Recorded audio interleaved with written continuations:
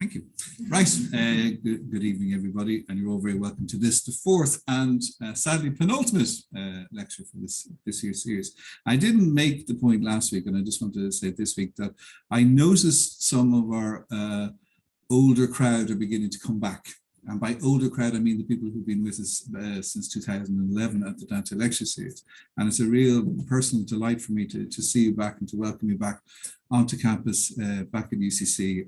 And whilst we have a new online audience, it's always great to see familiar faces at our lectures here. And I'm particularly delighted to welcome tonight's speaker. I've been trying to get him for years. He's a busy man, and he's also, yes, I'll come, but there's something always got in the way, including COVID. So I'm delighted that finally we've been able to snag Martin, who, for anyone who works in the area of Italian studies, is very familiar with Martin and all that he has done and all that he continues to do for our discipline, because Martin works across a whole range of different subject areas within our discipline, and he is quite unique in that respect. Martin was, not to give his full academic career, but started off as a lecturer in the University of Edinburgh before moving back to Oxford, where he'd done his DPhil. And then later he became the Serena Agnelli Professor, Serena Professor of Italian until he retired in 2017. His research interests are truly impressive, and as I said, they span many centuries: Italian Renaissance literature, Renaissance humanism, Renaissance literary theory, Renaissance biography, Alberti, Petrarch, Poliziano, Tasso, the classical legacy in Italian literature, which is something we're going to hear a little bit about today. And also, I think very importantly, translation, a lot of translation work there, and many other things besides. Amongst his publications, I'm just going to mention a few. There are many more, but literary imitation in the Italian Renaissance, the theory and practice of literary imitation in Italy from Dante to Bembo, OUP, 1995. A wonderful book, and is the kind of go-to book for students of Italo Calvino, which is aptly called Italo Calvino, University of Edinburgh Press, 1998. And then we get into this long list of really important publications as well. Leon Battista Alberti, La Vita all'Umanesimo e le opere letterarie, Oroschi, 2016. Petrarch in Britain, 2007. Italy's Three Crowns, reading Dante, Petrarch and Boccaccio, again from 2007. Biographies and Autobiographies in Modern Italy, Legenda, in 2007. Dante in Oxford, 2011, and so on and so forth. I could really take up a lot of your time mentioning all of these works. Amongst his translation work, I should mention Italo Calvino's Why Read the Classics, Umberto Eco on literature, and then Italo Calvino's Collection of Sound, and also his letters as well. Tonight, Martin is going to talk to us about Dante and Antiquity, and it's a really interesting topic. And so if you just join with me in welcoming Martin McLaughlin.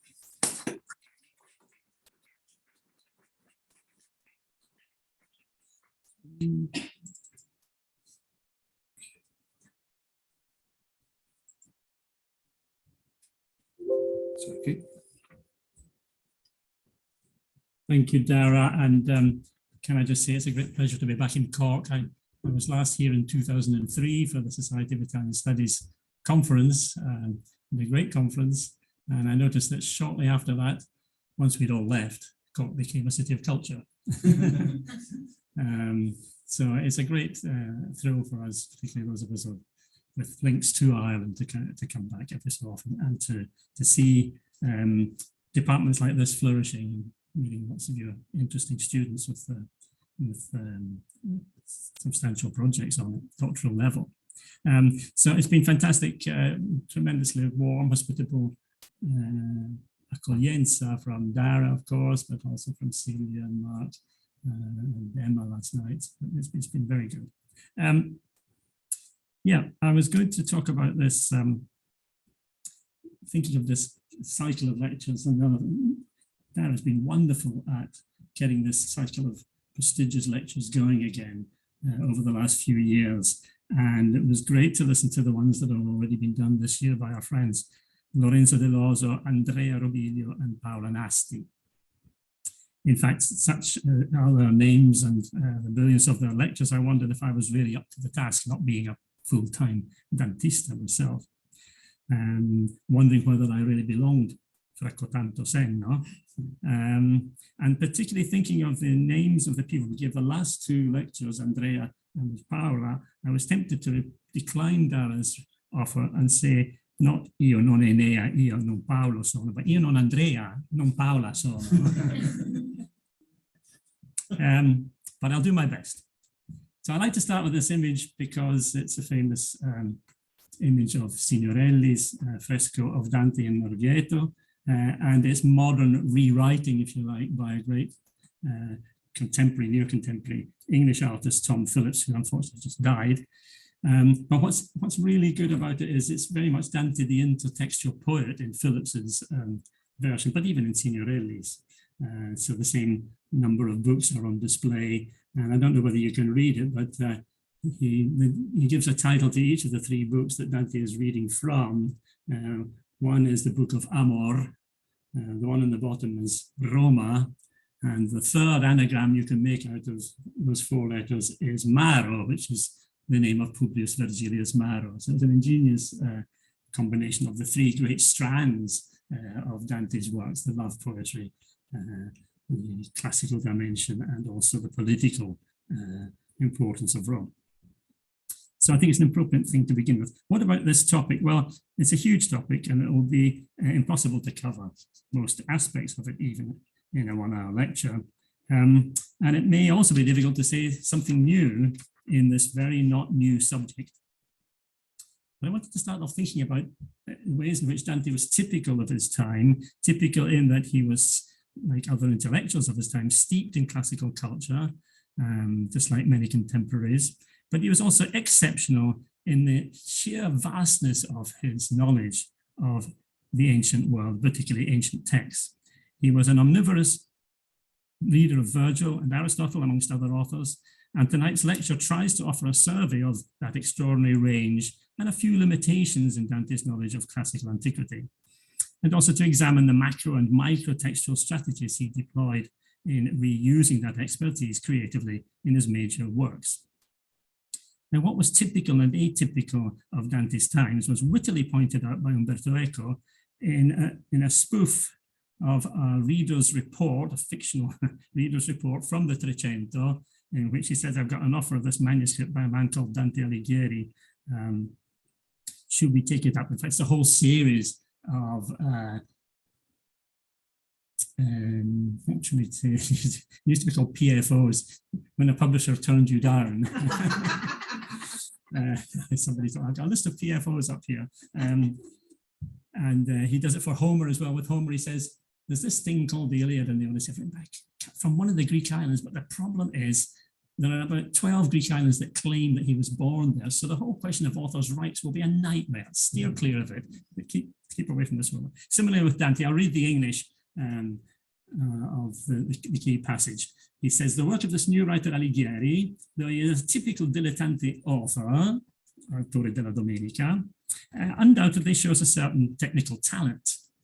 The astronomical descriptions seem to me to be particularly appealing, as well as certain concise but weighty theological ideas. The third part of the book, the Paradiso, will be more readable and popular, dealing as it does with topics that are closer to the heart of the majority of readers. And these reflect the everyday interests of most readers, such as salvation, the beatific vision, and prayers to the Virgin. The first part, Inferno, is more obscure and fanciful, with episodes of crude eroticism, cruelty, and passages that are truly scurrilous. But the main point against the book is the author's decision, influenced by some confused avant-garde ideas, to write it in the Tuscan dialect. This will never catch on. And so I think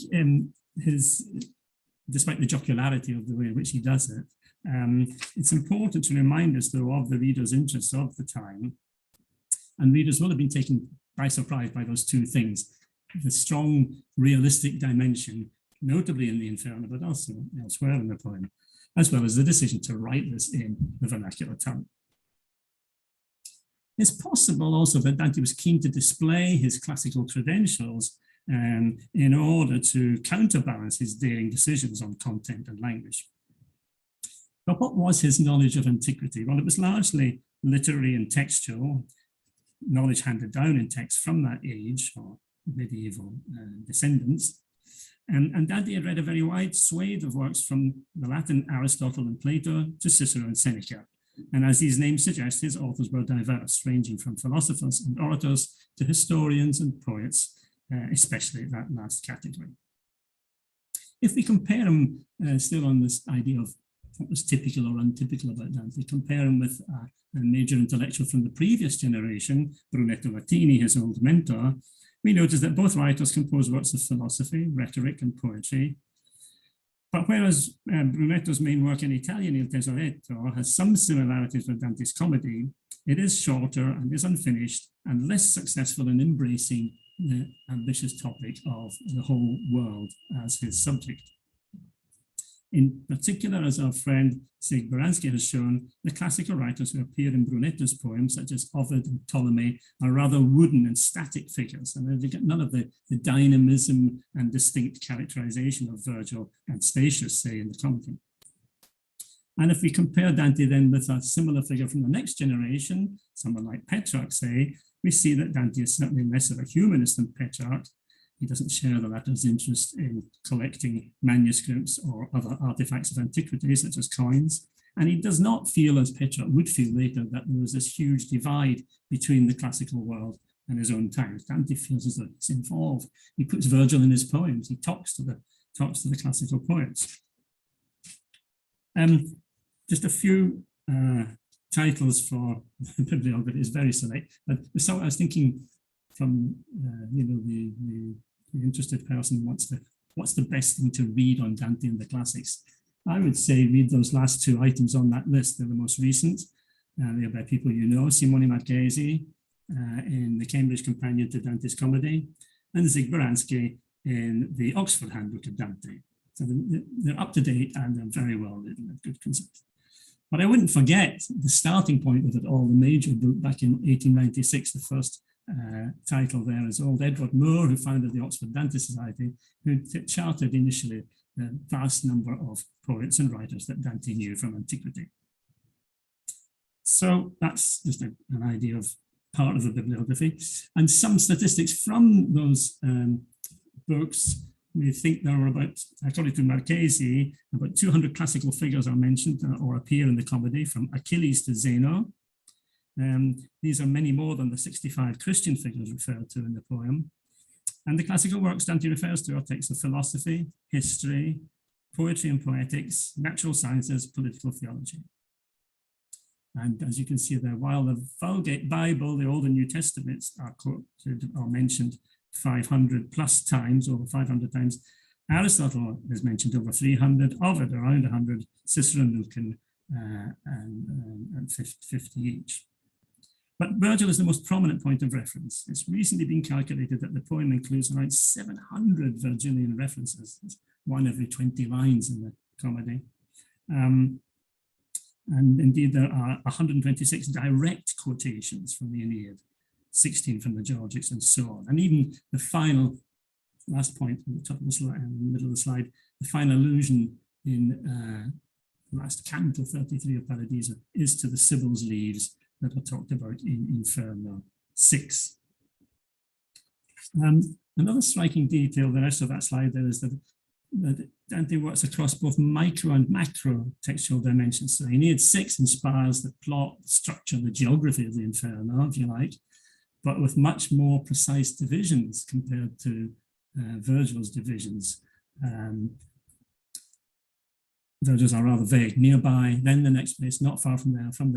And I tried to draw a map, a diagram of Virgil's underworld, but you can't do it. It's so vague. Whereas there are so many maps of Dante's Inferno Purgatory because he explains the 7 deadly sins or the 4 parts of the circle of the traitors. And here, this sort of thing here. So it's divided 10s and 7s and 3s and 4s. But you couldn't do that for Virgil. And of course, the Inferno's structure is explained in Inferno 11. I think another thing we should notice is that what I've called Dante's personalized classics is different from other writers who have this huge reverence for antiquity. But Dante makes these writers his own, right from the very first famous conversation with Virgil in Canto 1 of the Inferno. It says, tu sei lo mio maestro e mio autore, tu sei solo colui da cui io tolsi lo bello stilo che m'ha fatto onore. Okay, and that idea of the mio Virgilio, the possessive adjective is also applied to Aristotle. Passage 3 there, where Virgil says to him, ritorno a tua scienza, go back to your scienza, probably Aristotle's Ethics. Or passage 4, non ti rimembra di quelle parole con le quali la tua etica pertratta le tre disposizioni. Again, another reference to your ethics, like your favorite book, Aristotle's Ethics. And even the last quotation there, he says to, Virgil says to Dante in Canto 20, this character was named Euripides, and that's what my poem says, così canta, l'alta mia tragedia in alcun luogo, my tragedy somewhere says this, ben lo sai tu che la sai tutta quanta, someone says, you know this. I'll come back to that quotation later. What was Dante's copy of Virgil like? Fascinating question. We'd all love to discover it in some old library somewhere. It's not going to happen. But I'm pretty sure that there's a good chance Dante's Virgil would have looked pretty much like Petrarch's Virgil, which we do have. In the Ambrosiana, Virgil's copy is there, where he commissioned Simone Martini to do a wonderful miniature at the beginning of the works. And Servius, the medieval commentator on Virgil, who gives this influential allegorical reading of the poem, has a prominent place here, as you can see in that miniature. There he is, center, top center, pulling back the veil to reveal Virgil composing his text underneath a laurel. And Servius was important because he was revealing, by removing the veil, the hidden meanings.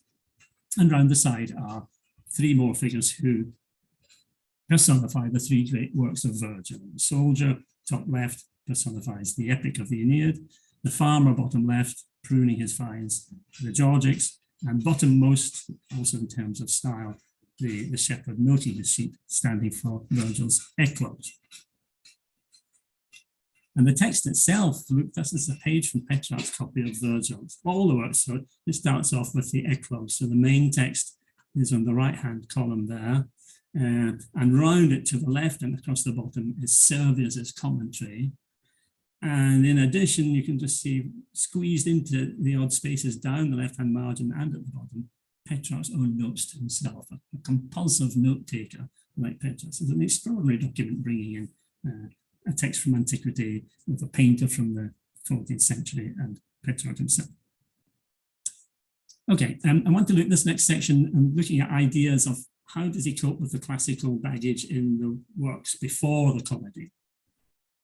And there's this moment in the Vita Nova, out of the blue after having had 24 chapters of love poetry, he says that actually the Italian love poets, including Dante himself, used personification of the figure of love, amore, actually talks to people. And he said, well, you might say, why are you doing this? And he said, well, I can point to the Latin poets who did the same thing. If you look at passage 7, he says, Latin poets have written the way I've just described. You can see in the case of Virgil, he says that Juno, a goddess hostile to the Trojans, spoke to Aeolus, the god of the winds, in the first book of the Aeneid, Aeole, Namque, Tibi, and so on.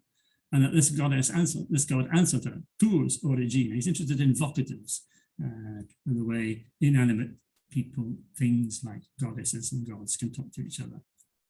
Similarly, point 8, Lucan, the same things happen where the animate being, the poet, speaks to the inanimate object, multum Roma debes civilibus armis. So he's addressing Rome. Rome is being addressed by an animate being. Passage 9, in Horace, a man speaks to his own inspirational muse as if to another person.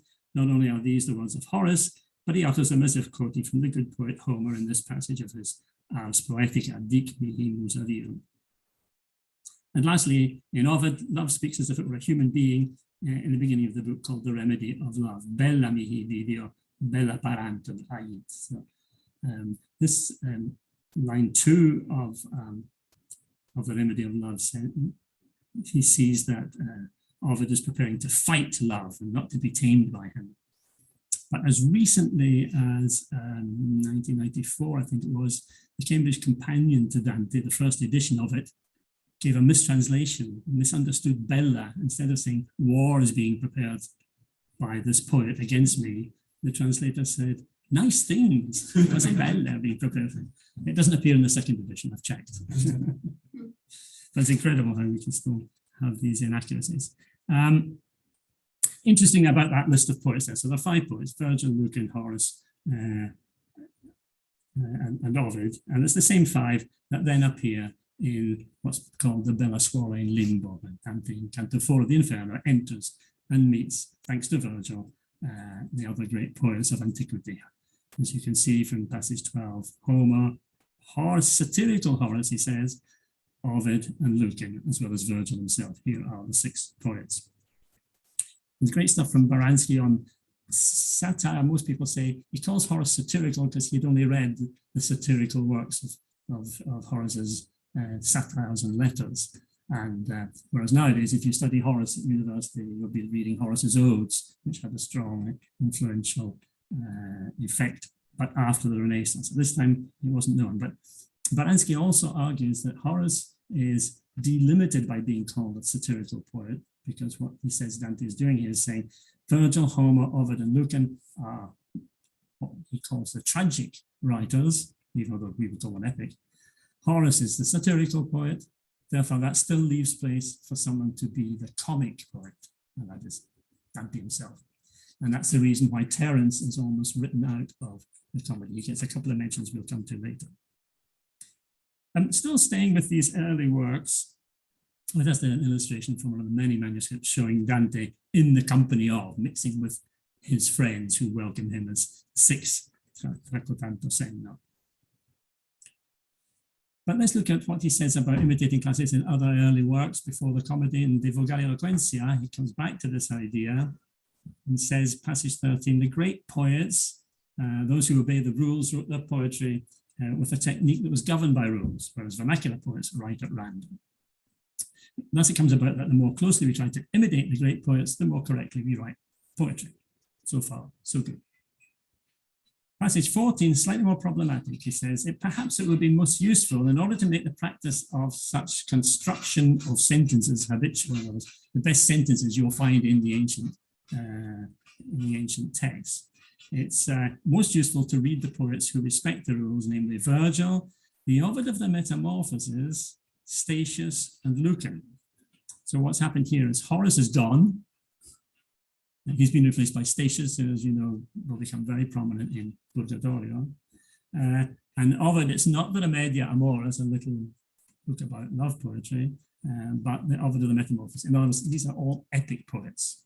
So not Horace, the satirical poet, but Statius, the epic, Lucan, the epic.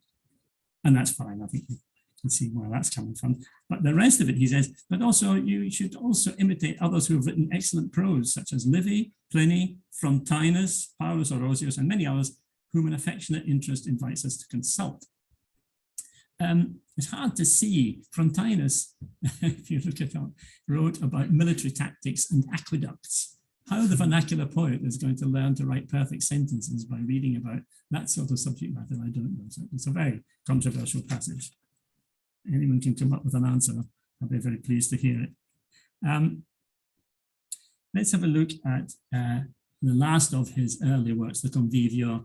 It starts off, the very first sentence in the Convivio is a quotation in the vernacular of the first sentence of Aristotle's Metaphysics, the one about all men naturally desire to know things.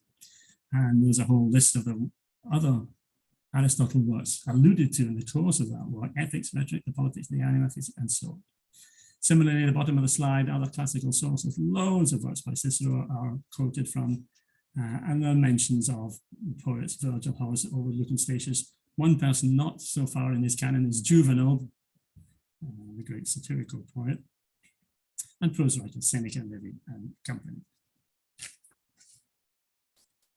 And just 2 passages from book 4, the final book of the Convivio, before he stops writing the work, I'm going to concentrate on. He's commenting on his own poems his own poem that starts at the beginning of the book about giovinezza and so on, temperata e forte. But he spends a lot of time talking, as you can see from this slide, in chapter 26, about Virgil and the allegorical interpretation of the Aeneid, particularly the passage where Aeneas is initially young and then graduates to maturity. What's also interesting are the superlatives that he lavishes on Virgil here. Virgil, our greatest poet, lo maggiore nostro poeta, describes Aeneas as this part of the Aeneid where this stage of life, i.e. youth, is symbolically portrayed, namely books 4 to 6.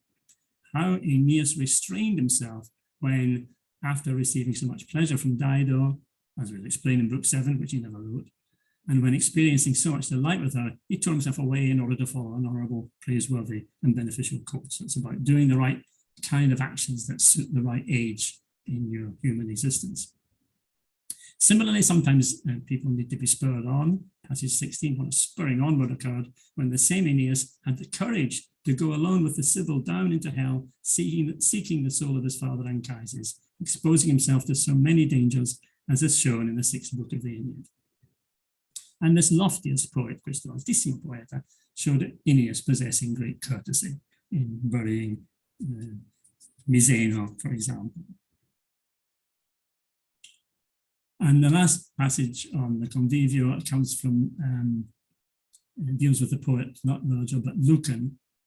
And again, it's both about another poet and about the allegorical dimension of Lucan's poem.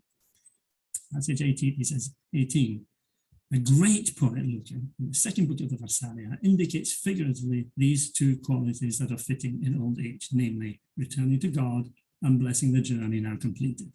Lucan recounts how Marcia, his wife, returned to Cato and asked him and pleaded with him to take her back in the 4th stage of her life. So these chapters are bound up with the progressive ages that we live through. And here Marcia represents the noble soul. Passage 19, again, the allegorical interpretation of Marcia and Cato is what's at stake here. The true meaning of this figure can be expounded thus. Marcia was a virgin. In this state, she signifies adolescence. Then she married Cato. In this state, she represents youth. During this period, she bore children who signify the virtues described above as properly belonging to youth. She then left Cato and married Hortensius, which signifies that youth gave way to old age. She had children by Hortensius too, who signify the virtues which we said above properly belong to old age. So it's not a riveting read, the Convivio. And thank goodness he abandoned it and turned to poetry. But what I'm interested in here is this moment almost of he's trying to find things in poetry, particularly allegorical elements that will help him tease out these larger meanings. And that episode concludes passage 20 with Dante saying, what person on earth is more worthy than Cato to represent God? Without doubt, nobody. So that is why Cato suddenly appears as the guardian of the canti of Purgatorio, because he was interpreted in that way in Lucan's epic.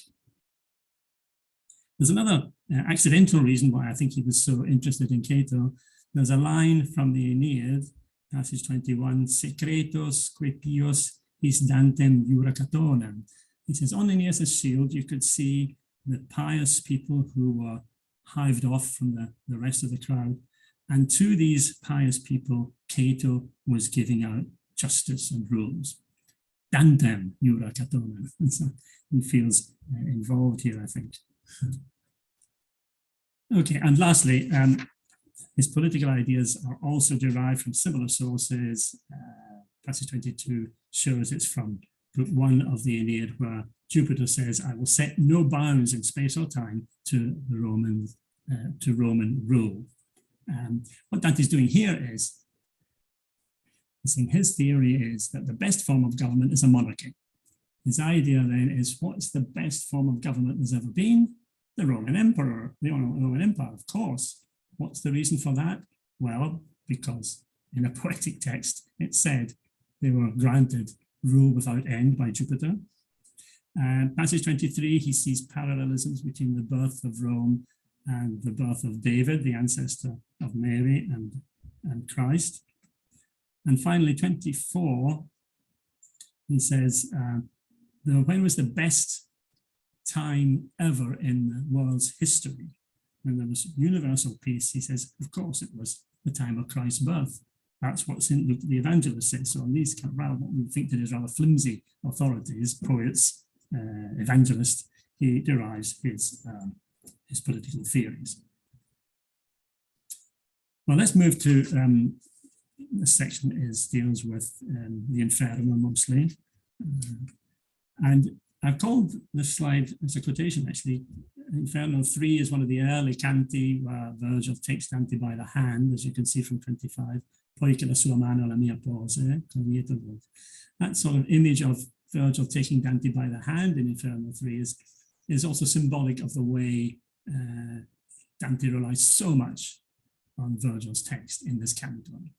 I was looking at a statistical survey of all the canti and their classical allusions, and I think there was something like 40 in cantos 3 and 1. So it's very dense. And I've kept the way this imitation works is very interesting, I think. If you look at that slide there, you can see down the right-hand side, Virgil describing Charon or Caronte, and he just says two things about him. He appears in terrible squalor. He's got plurima canitias mento. He's got a lot of white beard around his chin. That's one thing. And then a contrasting color, and his eyes, and in his eyes stand flames. Okay, so white beard, flaming eyes. And he mentions white beard by talking of it on the left-hand side, bianco per antico pelo. And then that's not enough. He comes back to that image, and Carai says it's a kind of Gothic image now, this time, a more diabolical image, with this kind of woolly beard, white wool around his cheeks. And he does the same with the image of fiery eyes. And first of all, says they had the fiamme rodi, wheels of fire in his round eyes.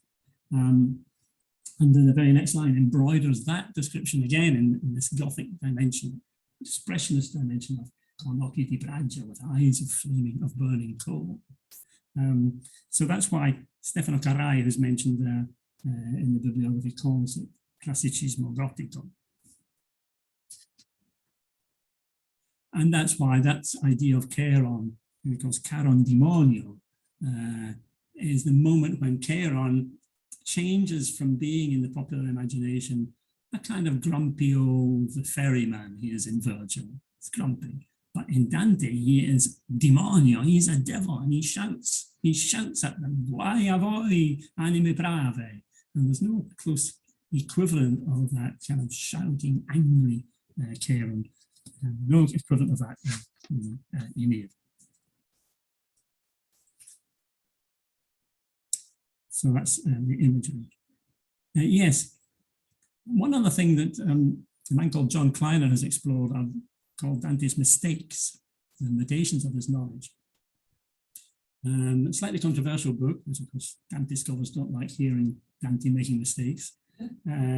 But the passage, the canto he homes in on is Canto 20 of the Inferno, and talks about it as a peculiarly clumsy performance by Dante, making mistakes. There are 5 not very famous classical seers, prophets, Amphiaraus, and the others. And with Amphiaraus, he says,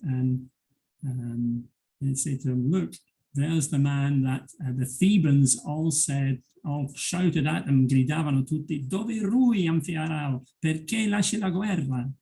They all shout at him, why are you leaving the war, running away? He wasn't, he was galloping off into a chasm that had opened up in the earth by Pluto, the god of the underworld. And it's Pluto that says to him, why are you rushing through this void to disaster? So nothing to do with the Thebans accusing him of leaving the war. Similarly with details on Tiresias and the seer Arans, and an inconsistent version of the story of Mantor. Dante makes Virgil give a version about the founding of Mantua that is at odds with Virgil's own tale of its founding by her son Ocnus in Aeneid 10, which you can see on the right-hand side there. Ocnus, son of Mantor and the Tuscan Tiber, gave you Mantua your walls and named you after his mother.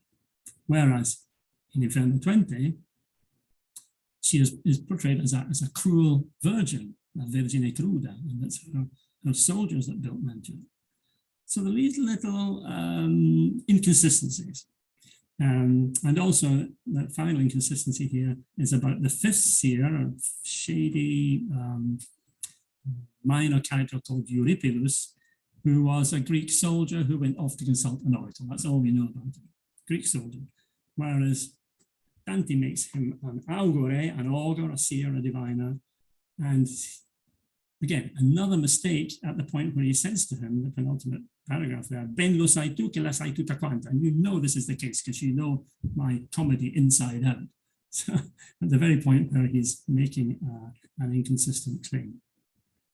The same is true of Manta at the very bottom. She is amongst the seers in Inferno 20, but in Purgatory 22, Virgil says that she is in limbo. That's a huge poem, so it's possible that even Dante could forget some things. Something that's probably more clearly on this stage is in Purgatorio 22. On the right-hand side, you can see a quotation in Latin. This comes in Aeneid 3 after the cruel episode in which Polydorus, the son of King Priam, is slaughtered for all the gold he has. And the author of the Aeneid, or the narrator, says, "Quid non mortalia pectora cordis sacra fames," which means accursed hunger for gold. What do you not force human hearts to do? He just narrated this terrible murder of this young man, all for the sake of taking his money. Whereas Dante doesn't seem to get this. He translated it on the left-hand side, as you can see, "Perché non reggi tu sacra fame de loro l'appetito dei mortali?" And so you can get a couple of English translations there, passage 30. "Why can you not, O holy hunger for gold, restrain the appetite of mortals?" Not quite the same thing. Or another approach in Bob Hollander's translation, "To what end, O cursed hunger for gold, do you not govern the appetite of mortals?" So neither of them correspond to the Virgilian original. A lot turns on your interpretation of sacra fame. Sacra in Latin meant accursed. But sacro, sacra, that always means sacred. It doesn't have that negative connotation in the vernacular, at least not in Dante's vernacular. Despite these things, these moments of forgetfulness or inaccuracy or inconsistency, Dante is very sure of himself about how new his poem is and that it's a challenge to the classical past. This famous passage from Inferno 25 takes two of the canonical authors that were in the Nobile Castello, Lucan and Ovid, and says, doesn't matter the great metamorphoses that they have talked about, they have never shown two natures changing into each other. So Dante boasting of his prowess as an epic poet. And another final point really is this, a series of extra names are added to Dante's canon of authors. So not just the 5 poets of Limbo, but also passage 34, Statius says, "Dimmi dove Terenzio nostro antico, Cecilio e Plauto e Varo, se lo sai. Dimmi se sono dannati in qual vices." So finally, Statius mentions the unmentionable comic poet Terence that Dante's been careful not to mention. They say, where is our old venerable Terence and Cecilius, Caecilius, Plautus, and Varro? The thing is, it's highly unlikely that Dante had read Terence's comedies, even although they were probably second only to Virgil's Aeneid or Virgil's works as the most popular, the most often transcribed and read manuscripts throughout the Middle Ages. So Dante accords diametrically opposed attitudes to Virgil and Terence. Virgil he adores, he's the subtext for the poem, whereas Terence is, in a sense, written out of Dante. So he probably hadn't read Cecilius. I don't think anything has survived. Plautus, they didn't really come back to the West in 1429, and Varus, we're not sure which of the many Varros it was. But if you look at those two passages on the right, you can see that he's simply plucking names from a list or two lists by the poet Horace, who names Cecilio, Plauto, Vario. One final point before moving on to Purgatorio is we tend to think that it was Inferno, which was influenced most by Aeneid 6, and that's true. But a whole series of lines and motifs that resurface in Purgatory as well. Ombre vane forti. There's this idea of tre volte dietro a lei, and Dante tries to embrace Casella in Purgatory 2. He realizes he can't, his arms come back to him because they slice through the shadow that is in front of him. And it picks up something that had happened in the Aeneid as well, Aeneid book 6. Where Aeneas tries to embrace his father, and of course is unsuccessful. Similarly, the idea of having to wait outside until you're buried before being able to get into the underworld proper, that comes up also in the Purgatory as well. There's even a discussion, 39a and B, a discussion of what exactly did Virgil mean when he said, Desini fata Deum flecti sperare precando, forget about trying to change the will of the gods by prayer. So the Purgatorio is as full, or almost as full of allusions to Aeneid 6 as the Inferno is. And then once again, you can see that the Purgatorio, we've got a much more graphic explanation of the order of the terraces than we had of the underworld in Virgil. And the same is true of Paradiso. I'm going to just concentrate in the next couple of minutes on the beginning and the end of Purgatorio. In the beginning of Purgatorio, Dante offers one of his most condensed allusions, where he says in the last four lines of that passage, he's saying he's pleading to the muses to inspire him, or at least to accompany him. And he appeals to Calliope, the epic muse. He says, here let dead poetry rise again from the dead, holy muses. And here let Calliope rise up for a while and accompany my song, in Italian, seguitando il mio canto, con quel suono di cui le piche misere sentirono, colpo tal che disperar perdono. The piche were the daughters of an obscure king called Pierus, so they're called the Pierides. And as often happened in antiquity, they decided, let's challenge the muses to a poetry contest. We don't win. But I think what's interesting here, and they're turned into magpies, not a very musical bird. But what's interesting here is if you go and look at what were the two songs that competed against each other. The Pique, the ones who become magpies, sang of the revolt of the giants against Jupiter. And Dante has just come out of the bottom of the Inferno where he saw giants that sort of revolted against Jupiter, a pagan equivalent of Lucifer. Whereas Calliope wins the competition because she sings about the myth of Proserpina and the return of spring. Okay, so it's quite condensed. And Sinclair's translation from the 1930s, but still used for a long time after that, is full of really some hopeless, archaic or archaizing English. Let Calliope rise up for a while and accompany my song with that strain which smoked the ears of the wretched pies. It's just doesn't.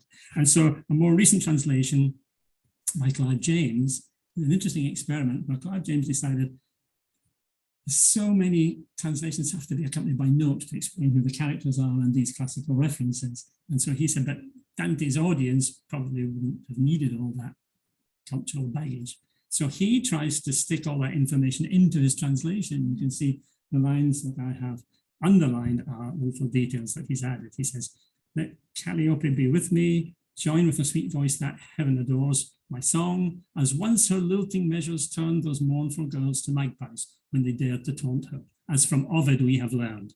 Poor daughters of Pierus, they despaired of pardon, with her earthbound efforts spurned. They sang for Titans, but she made them cry. In others, they sang in favor of the Titans who revolted. So he actually gets it. It's important to know this, but that's what the parallelism was. At the other end of the Purgatorio, the myth of Proserpina comes back when Dante sees Matilda in Canto 28 and says to her, passage 47, tu mi fai rimembrar dove e qual era Proserpina nel tempo che perdette la madre lei ed è la primavera. They make me think of what it was Proserpina was like when her mother lost her and she lost her springtime. And springtime is probably a metaphor for her virginity, as you see if you go back to passage 48, Ovid's original. He says, line 2, while Proserpina was playing in this grove, gathering violets or white lilies, with youthful enthusiasm was filling her basket and the folds of her dress with flowers, trying to outdo the other nymphs in picking them, legenda in Latin. Almost in the same instant as she was picking, this saw her, was delighted by her, and snatched her away. And Ovid's verbs are trying to give you something of the speed with which he abducts her. Pene simul visa est, dilectique raptique diti. So hurried was his passion. The goddess, terrified, called with a sad cry to her mother and companions, but mostly her mother. Ovid loves going into these little details. Mostly her mother, not her. And after she had torn the top of her dress in her struggle, the flowers collected in it fell down from the loose tunic. So young and innocent was she that this loss too added to the pain of her lost virginity.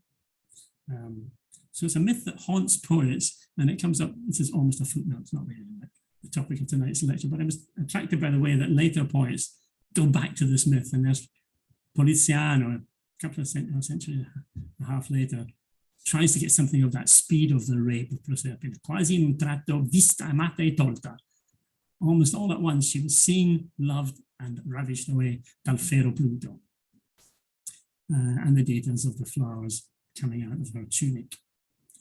And Milton, too, in English, is haunted by this scene and says that Paradise, in Book 4 of Paradise Lost, says was not even like that fair field of Enna, where Proserpine gathering flowers, herself a fairer flower by gloomy Dis was gathered. So this transfer of who's doing the gathering here that passage seems to inspire poets to play with a kind of zeugma, perdette lei e della primavera. Another final canto is this one here, Canto 30, absolutely crucial canto, because it's the one in which Virgil takes his farewell of Dante, but he does it silently, and Beatrice appears, and Dante is reunited with his great love. So there's lots of Latin to elevate the tone, as you can see, even in the Italians. Ad vocem tantissenis, the voice of such an old man. Tutti diceam benedictus scrivenis, e fior gitandi di sopra e d'intorno, manibus ordate lilia plens. And as all the notes will tell you, this is a quotation, a straight Latin quotation.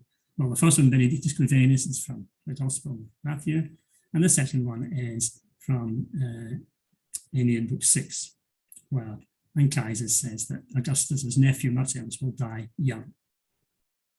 And it's interesting that the lilies that are to be scattered over Marcellus's grave, he says, I'll do this useless job, this pointless job, because he has died, but it won't bring him back. But the lily was also in the biblical tradition a symbolic flower. So in the Song of Songs, the beautiful lover is said to be like the flowers of the field and the lilies of the valley. So there's an interesting kind of counterpoint there between the death of the young Marcellus and the death of the young Beatrice. And the departure of Virgil happens in this canto as well. If you look at the central terzina, you'll see Virgil's name. He says, I turned to say something to Virgil, says Dante, once I saw Beatrice. Conosco I segni dell'antica fiamma, which is a straight Italian translation. Interesting, at the moment when Virgil disappears, he doesn't use Latin, but vernacular translation. Like Dido, I recognize the signs of the ancient flame. Ma Virgilio ne aveva lasciati scemi di sé. Virgilio, dolcissimo padre Virgilio, a cui per mia salute tiene. He's playing with the position of the word Virgilio, which he emphasizes 3 times. First of all, as you can see here, on the next slide, 53a, Virgilio is the second word, then it's the third word, then it's the first word. And the same is true of the loss of Eurydice in the myth of Orpheus and Eurydice in Georgics 4 by Virgil. Eurydice's name is repeated first as second word, then as third word, and as first word. Who knows if he was doing it deliberately?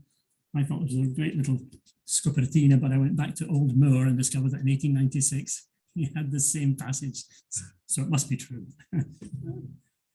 What I thought I'd add to it, which I'm not seeing, it may well be somebody else has talked about this, the fact that the Italian says perdicere a Virgilio. I turned around, perdicere a Virgilio. Dante not perdire a Virgilio, but perdicere, which is the Latin infinitive to say to him. I wondered whether Virgil himself, on what occasion does he use the standard Latin infinitive? And there's some interesting answers. One is passage 54, when in the collapse of the city of Troy, Creosa, Enos's first wife, abandons him. He says, "Haec ubi dicta dedit." After she has said these words, she deserted me, lacrimantem et multa volentem dicere, as I was weeping and still wanting to say a lot, multa volentem dicere.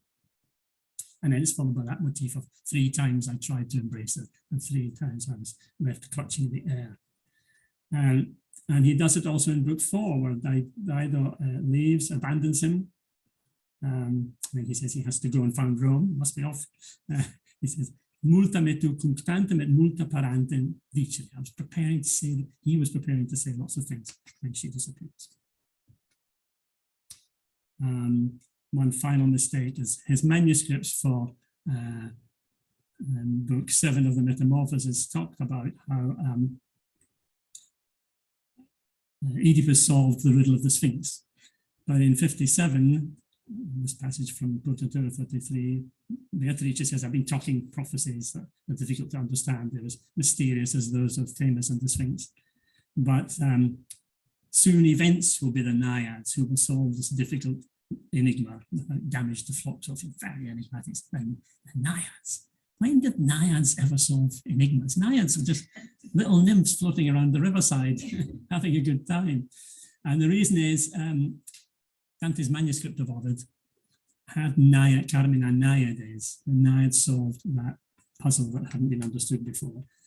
But most manuscripts now have Laiades with an L, which means the son of Laius, and the son of Laius is, of course, Oedipus.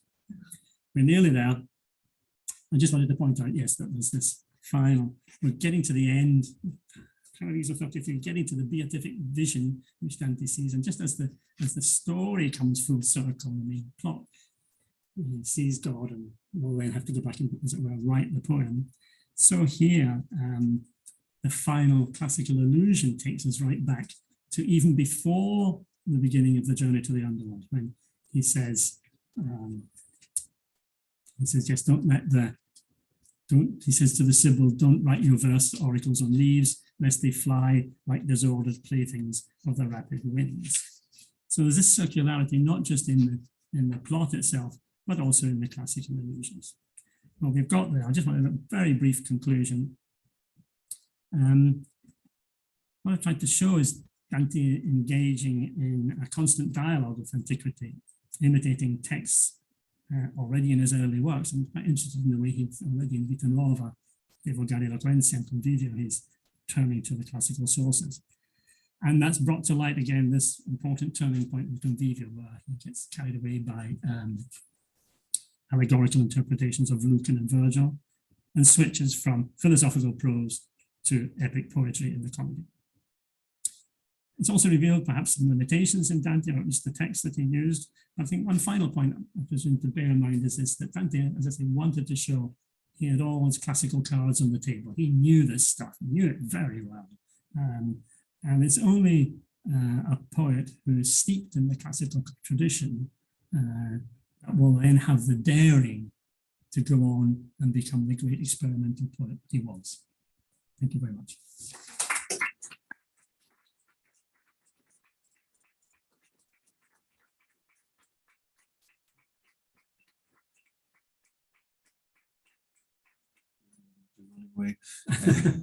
Thank you, Martin. And that was really excellent, and a really fabulous run through of some of the classical references, not just in the Commedia but also in Dante's monuments. Now, I'm sure there are going to be plenty of questions. So for those of you online, if you wouldn't mind putting your hand up, and we will get to you.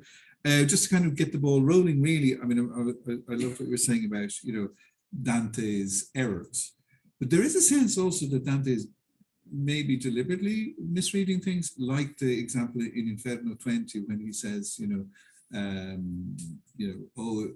Virgil says, well, if you ever hear of my city Mantua being founded in any other way, don't let anything get in the way of that, and you must tell the truth.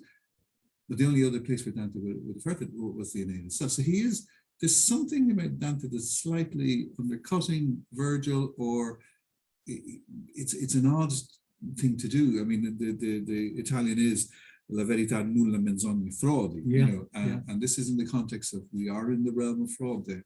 And then later on, you know, this idea that, you know, prayer, the efficacy of prayer, where Virgil is very much against it in the Aeneid, being a pagan, obviously, where Dante is saying, well, the person in the state of grace from a position of faith, prayer can be efficacious. And this is something in the beginning, in the first canto of the Purgatory, which is coming to the fore, where there is, if you like, this leveling out in the relationship between the Dante character and the Virgil character. That is, you very eloquently mentioned it, the holding of the hand early on in the Inferno, but here there's a different type of rapport. And I'm wondering, you know, through these classical sources, yes, undoubtedly there have to be mistakes, but at the same time, there is a very knowing Dante, in a way, trying to make a comment about Virgil and the limitations of Virgil and the limitations of classical literature as well at the same time. Yes, yeah.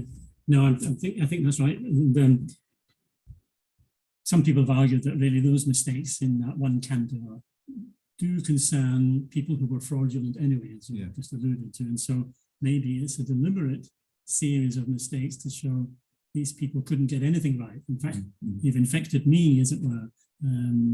And so, yeah, and I think that whole question of prayer and so on, it comes up in the discussion in Purgatory 6.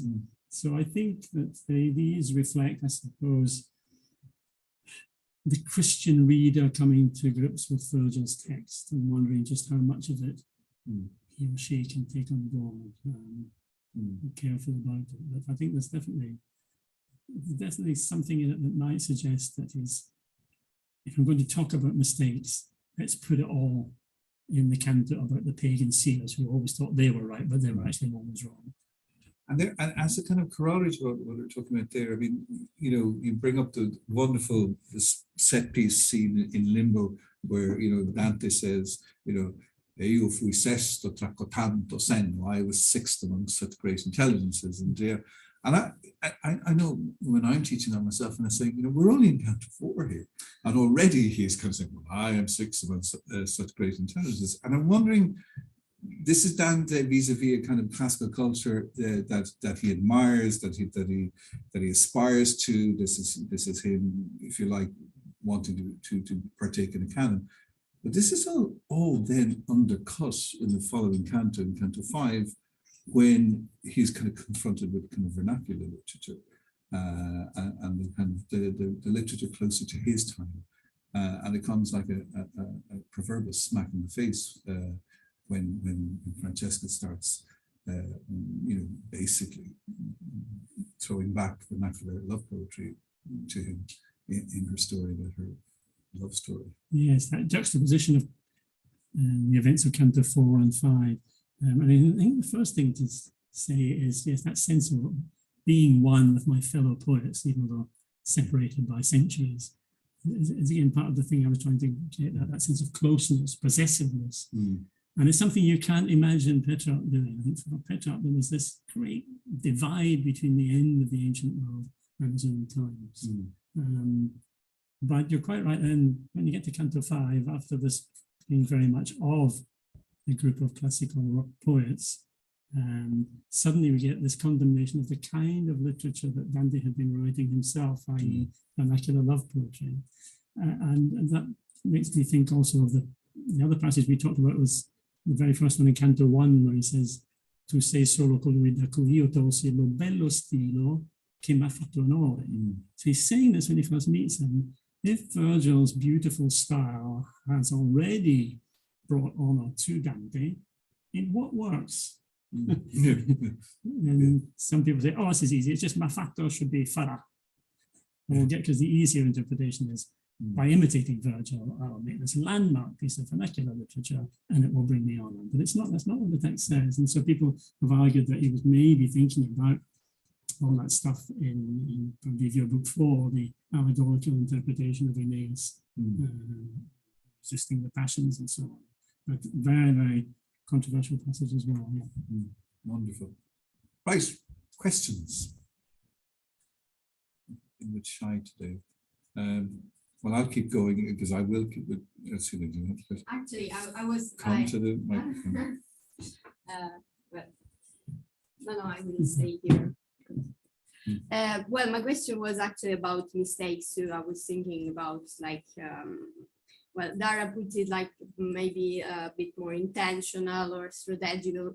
I was wondering about classical culture at Dante's time. So the transmission of the text, how this text arrived to Dante, and if in this text or there were already some corruptions.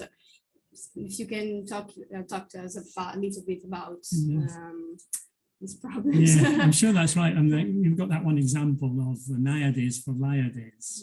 So he was reading texts that were corrupt. The trouble is we haven't got that particular manuscript.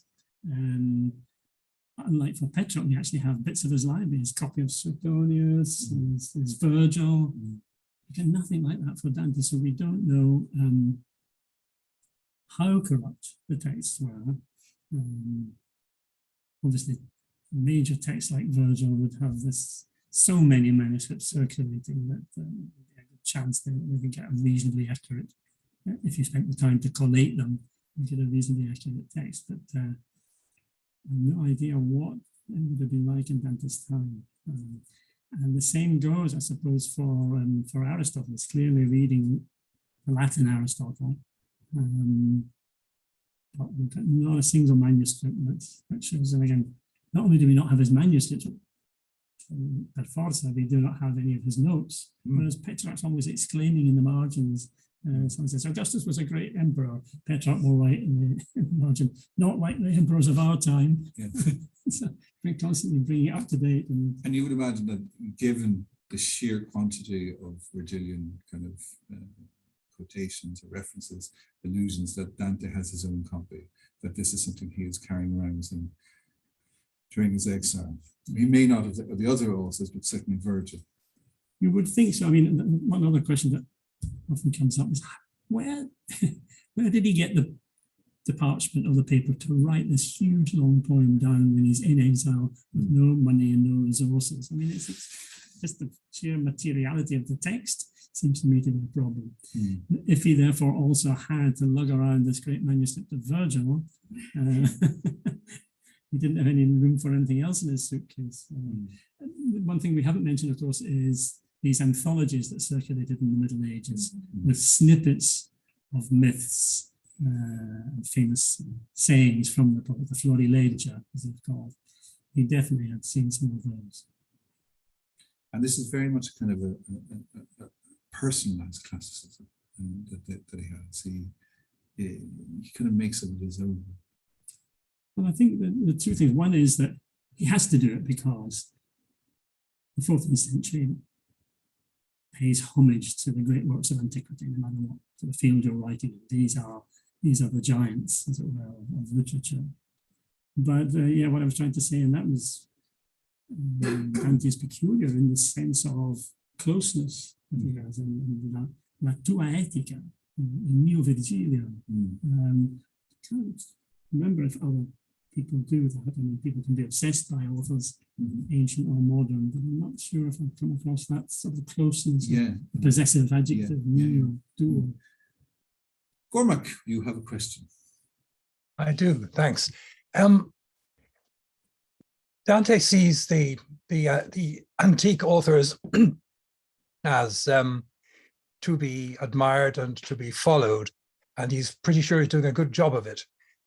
He also thinks that he may become an antique himself sometime in the future, but worries about losing the status if he doesn't tell the truth. In this passage in Paradiso 17, I'm afraid if I'm a timido amico to the truth, that I will lose my life among those who will call this time ancient. So does that place him in some way, not just as a receiver of classical literature, but as a transmitter to unknown times? And is there a relationship between his own hopes of immortality and the sort of respect that he has for the ancient writers? I mean, he mentions I'm afraid I'm not a good enough writer, but I'm afraid I'm not hitting the truth hard enough. No, that's a good question, Cormac. Thank you. I think on the other side of the coin, we've got to remember that Dante considered himself privileged. He's been singled out. Special grace has allowed him this voyage and this journey, this road to salvation. So that gives him a certain confidence, if you like, and even a feeling of superiority to these pagan authors who didn't know revelation. So it's a mixture of both those things. The question of whether he thought himself he too would become a classic, I'm sure that's there. That comes out in limbo, doesn't it? That's why he is admitted as the sixth amidst all this wisdom. And he knows how canons are formed. What he probably couldn't have foreseen is that the next generation, Petrarch's generation, would condemn him for some of these mistakes, but most of all, as Umberto Eco says, for writing this great ambitious work of poetry in the vernacular. I don't think he could have foreseen, the century of oblivion that would follow. And we even extend into the kind of post-Renaissance period as well. Thank you. Paola. Paola, to say? Oh, yes. I'm here. Sorry. Hi, Martin. Nice to meet you. How are you? Good. Thank you for the wonderful talk. I was just thinking about what you were saying about errors, and you've had a few questions about this, and I just remembered something about the Sacra Fama, that a while ago, while looking at translations and how Dante translated both the Bible and the classics, I looked at this, and what I found interesting was the possibility of understanding his translation and his use of the text through Servius. Like you've shown us the beautiful Petrarch manuscript and all. And the interesting thing is that Servius explains the word sacer in a way that would entirely fit with a literal translation in the comedy, because it actually describes a really bad the word sacer is used to describe a really bad habit of the pagans who, to avoid pestilence, would find some, poor people, dress them up with sacred robes and try to avoid the pestilence. And so, this it could be that what Dante is doing is actually not making an error, but pointing at a way of reading, the prodigality of Statius, in exactly in line with with this with his ancient traditions. And so, like, it could be, if we this could be an overreaction, but if we keep saying that the commentaries are very important, then I think we've got to look at the commentaries to try to understand where Dante is apparently making an error, and trying to see how he's playing with those with the commentaries to to create this sort of problematic readings. So sorry, this is not a question, but I just remembered this because it's a really that's a really big mistake, which he's like in Inferno 11, he makes so many mistakes that seem like quite difficult to make for somebody who knows Aristotle quite well and Virgil pretty well. So I just think that the commentary might explain some of those errors. So it was mine was just an observation about the error problem. Sorry. It's a very good point, and I must say I can't remember whether Servius uses sacer when he's explaining that passage in the positive sense or in the sense of something accursed. But I think we should always go back to see what Servius says. It's mediated, always mediated through. He uses it to, in a sort of negative way. Like I can't remember now what, I wrote this too long ago to remember the details, but I remember that, like it made sense that Dante could have used this translation in a literal way to sort of create a contrast between, the pagan and the Christian understanding of sacredness, especially in light of prodigality. Yeah. No, I think that's very, very helpful. And you must never lose sight of Servius. He is the veil through which we read. Never lose sight of Thank Servius. Grazie, Paola. Simone. Hi, thank you for the wonderful talk and thank you for entertaining a little question that I have. You gave us an amazing sense of Dante's breadth and breadth of canonical understanding of literature, of classical literature. I was wondering whether what do you think about minor authors? You gave us, the big shots, the pezzi da 90, but there's a lot of Dante's knowledge and Dante's training in Latin literature that comes from minor authors. You said, Cato, of course, there is Virgil, but there's also the Distica Catonis going around.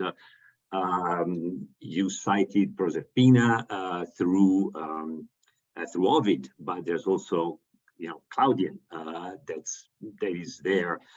I was trying to think of a modern example. Perhaps the best thing I can, best example I can give is if I say, if I start a poem, saying, London Bridge is falling down, you assume I'm quoting T.S. Eliot. Well, I'm not, or maybe I am using Eliot to cover up another way of having learned something of the sort. Yes, no, that's another very helpful point. I mean, he particularly absorbs the big shots like Virgil and Aristotle. There's that curious passage I talked about where he lists some very minor authors like Frontinus. Orosius less marginal because he's a Christian historian, but Frontinus and Pliny, I'm not sure, how much he'd read of Pliny's 38 books of the Historia Naturale. So I suppose it's hard to say what he might have thought of. Did he think of Frontinus as a minor author? And yet he includes him along with, the other authors mentioned in the paragraph are the 5 great epic poets. So it's hard to know. Proserpina as well.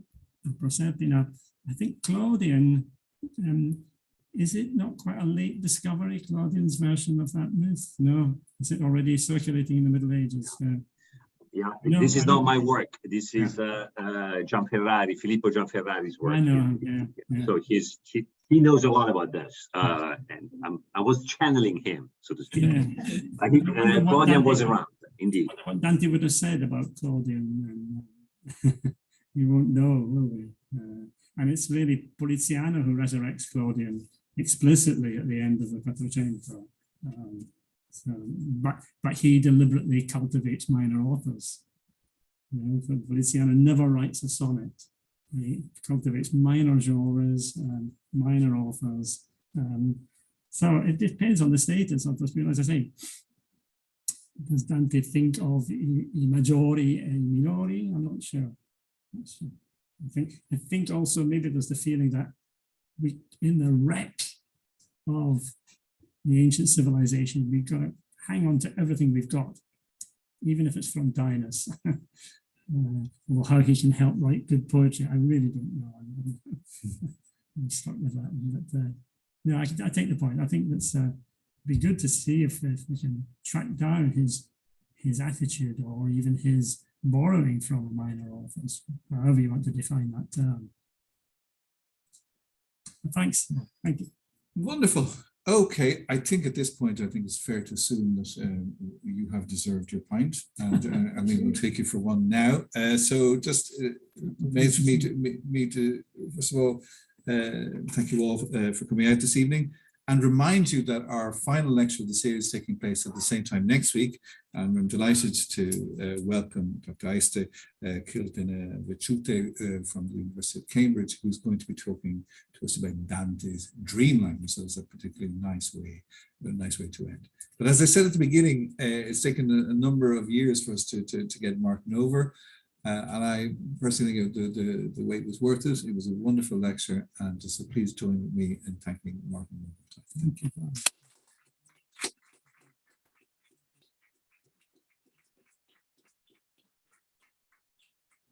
See you all next week. Thank you.